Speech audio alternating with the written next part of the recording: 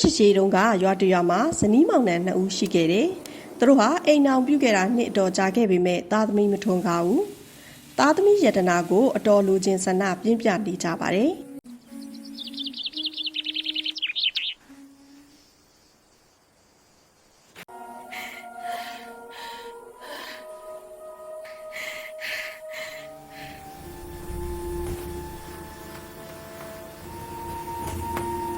နောက်ဆုံးတစ်နေ့မှာတော့သူတို့ဟာတားယောက်ျားလေးတစ်ယောက်ကိုမွေးဖွားခဲ့ကြတယ်။အတော်ထူးဆန်းတဲ့ကလေးဖြစ်တယ်။မွေးပြီးလို့မကြခင်မှာပဲထမင်းစားတယ်လို့အော်ပြီးထမင်းတောင်းတယ်။သူ့အတွက်ပြီးသလောက်ကိုလေအတော်စားနိုင်တယ်။တလားသားအရွယ်ရောက်တော့တရင်လုံးစားဖို့ချက်ထားတဲ့ထမင်းတအိုးလုံးကိုအောင်စားနိုင်တယ်။သူဟာတနေ့တခြားထွားတည်တတ်သွားခွန်အားကြီးတဲ့ကြီးလာတယ်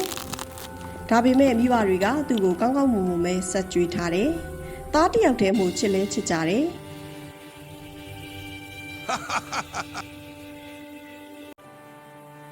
ကျွေးရတာမိဘတွေပို့ပြဿနာမဟုတ်ပေမဲ့သူဟာအလုပ်လဲတစ်ခုမှမလုပ်ဘူး။ဒါကြောင့်တနေ့တော့သူ့အဖေကပြောတယ်။ငါသားမင်းမေနဲ့ငါဟာအိုမင်းမစွမ်းဖြစ်လာကြပြီ။အခုငါတို့တောင်ရလုံနေကြတာဟာအရင်လုံနိုင်တာရဲ့တဝက်လောက်ပဲရှိတော့တယ်။ငါတို့ကိုကူညီပေးပါလို့ပြောတယ်။ကောင်းပါပြီအဖေလို့လူငယ်ကပြန်ပြောပါတယ်။ကျွန်တော်ကိုခုတ်เสียဓာတ်ကောင်းတက်လက်ပေးပါအဖေအတွက်တောင်ရလုပ်ငန်းအားလုံးကိုကျွန်တော်ကူညီလှုပ်ဆောင်ပေးပါမယ်လို့ပြောတယ်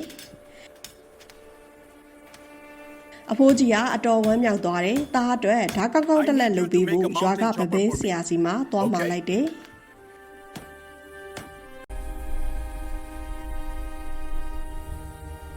Thank you လူတွားကြီးဖြစ်တဲ့သားကဓာတ်ကိုကြည့်ပြီးပြောတယ်အဖေဒီဓာတ်ကတိတ်သေးတယ်ကစားစရာလိုဖြစ်နေတယ်ပိုပြီးကြည့်တဲ့ဓာတ်တစ်လက်လုပ်ပေးပါ This knife is too light and small for me ဒါနဲ့သူ့ဖေဟာဗပဲဆရာစီမှာတကယ့်ကိုကြီးမားလာတဲ့ဓာတ်ကြီးလုပ်ခိုင်းခဲ့တယ်ဓာတ်ဟာလေးလံလာတဲ့အတွက်တယောက်တည်းမတည်နိုင်ဘူးဗပဲဆရာကကူညီတည်ပေးရတယ်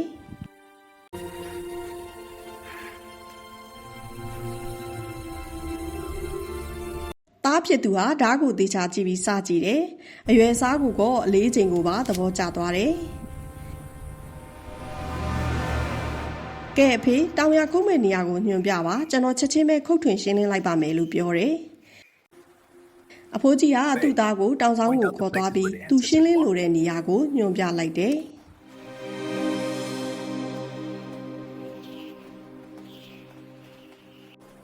ဒါပေမဲ့လူငယ်ဟာဖခင်ထွက်သွားတာနဲ့ချက်ချင်းပဲအနားမှာရှိတဲ့ကြောက်ဖြာတစ်ချက်ပေါ်လဲနေလိုက်တယ်။မကြခင်မှာပဲအိမ်မောကျသွားတယ်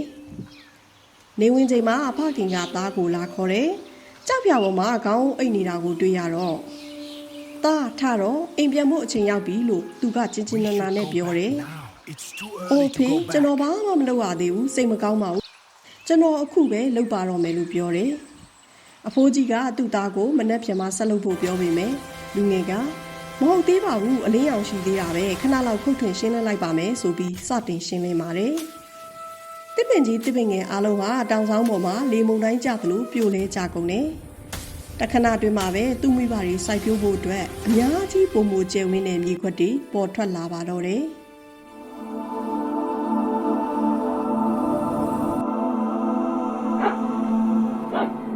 အင်ကွန်ဂျိုဝါရဲ့အမခန့်လွတ်ဆန်းပြချက်တဲ့ရင်ဟာချက်ချင်းပြန့်နှံ့သွားတယ်။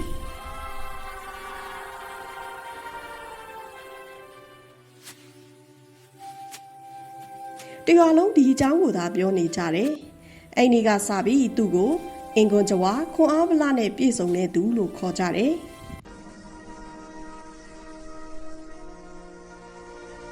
ဒါပေမဲ့အန်အောအထင်ကြီးမှုတွေဟာကြောက်မက်ဖွယ်ရာဖြစ်ပြောင်းလဲသွားခဲ့တယ်။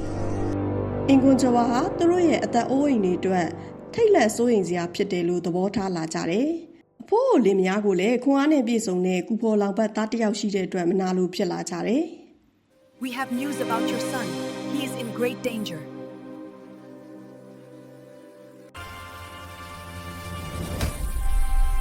တနေ့တော့အင်ကွန်ဂျိုဝါနဲ့သူ့အဖေကိုသူတို့မကောင်းကြံကြတယ်။သူတို့အမဲလိုက်ရမှာအဖိုးကြီးနဲ့သူ့သားကိုပါခေါ်သွားတယ်။တောင်ကမ်းမှာကြောက်တုံးကြီးရှိတဲ့နေရာကိုရောက်တဲ့အခါညာတန်ပေးပြီးကြောက်တုံးကြီးကိုသားဖပေါ်ကိုတွန်းချတယ်။ ဒါပေမဲ့အင်ကွန်ကျော်အဖို့ဘာမှမဖြစ်တော့ပါဘူးကြောက်တုံးကြီးကိုဖမ်းပြီးတောင်ဆောင်ပေါ်ကပစ်ချလိုက်တယ်ကြောက်တုံးကြီးရွာထဲလိမ့်သွားလိုက်တာလမ်းမှာမလွတ်တဲ့အိမ်တွေပြက်ကုန်တယ်ရွာသားတွေမီးကြောင်သွားကြတယ်ဘာမှမပြောနိုင်ကြတော့ဘူး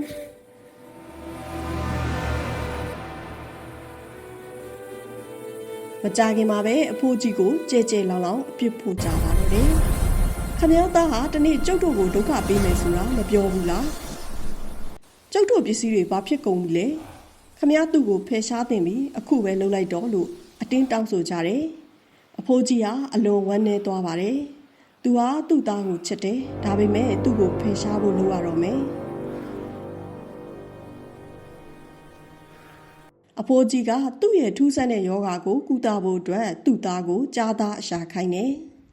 အင်ကွန်ကျော်ဟာကောင်းပါပြီဆိုပြီးကြားအရှာထွက်သွားတယ်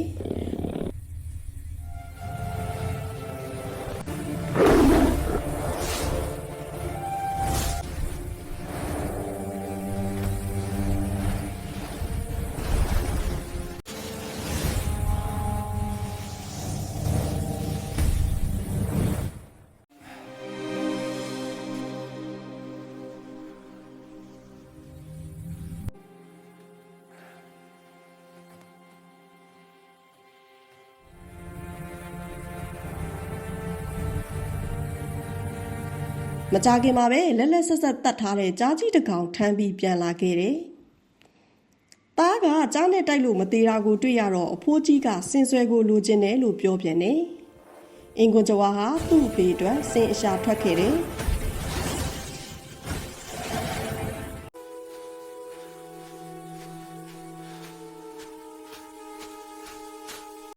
အင်ကွန်ကျော်ဟာချက်ချင်းပဲစင်ဆွဲကိုယူလာပေးတယ်။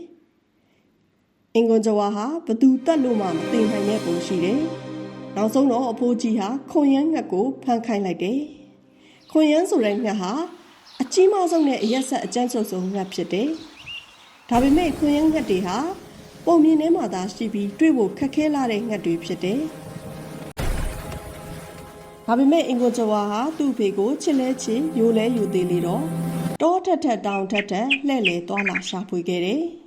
နောက်ဆုံးတော့သူဟာခုံရမ်းငှက်တိုက်တစ်ခုကိုအတော်မြင့်တဲ့အပင်ကြီးတစ်ပင်ရဲ့ထိပ်ဖြားမှာသွားတွေ့တယ်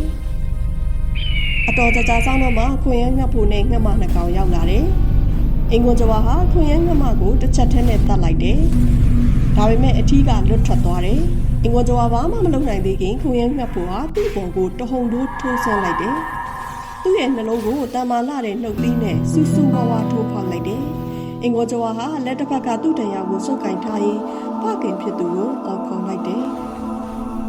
ဖေးအိုးဖေးကျွန်တော်သိရပါတော့မယ်။ကျွန်တော်အသက်နဲ့ကျွန်တော်ခွန်အားကိုဘသူ့ကိုမသိခင်ပေးခဲ့ရမယ်ဆိုတာကိုပြောလဲပါ။အိုးဖေးမြန်ပြောပါတော့လို့အော်ပြောလိုက်တယ်။အဖိုးကြီးကသူ့သားတန်ကိုကြားတာနဲ့ပြန်ပြောလိုက်တယ်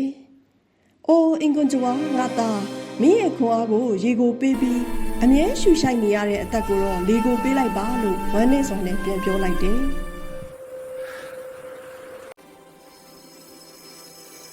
ဒီကချင်ရိုးရော်ပုံပြင်လေးကြောင့်ကချင်လူမျိုးတွေဟာ